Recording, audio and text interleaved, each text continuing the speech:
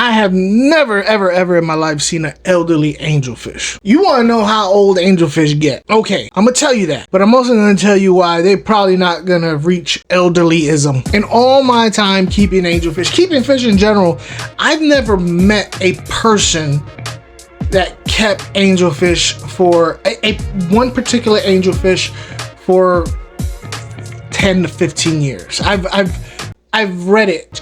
Now, I've heard of angelfish just dying for no reason, but it won't know 10 to 15 years like you read about. Normally, I would say to people, if you're gonna give advice, you have to give advice on stuff that you know about. So most times, in fact, every time that I know of an angelfish has died, if it was killed by mistakes from the owner, something happened to the tank where there was ammonia bloom, they got killed by another fish, oxygen, something happened where there's no oxygen. That's pretty much the main issues on why angelfish die, is because of owner error. Angelfish are a biological creature just like we are, and there are instances where people die at different ages for different reasons. It's written in their DNA. Their expiration date is tattooed on their hind parts just like it is ours, and we don't know when it's gonna be. Most fish I know that just die for no reason probably was because some internal issue, but without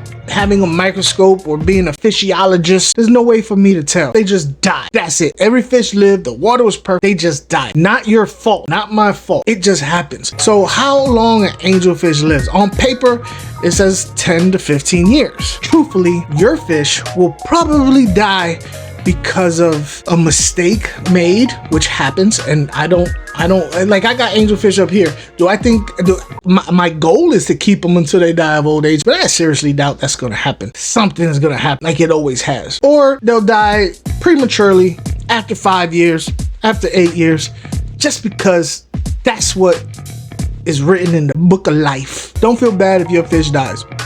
Every fish dies, different times for different reasons. I'm gonna have fish die on me.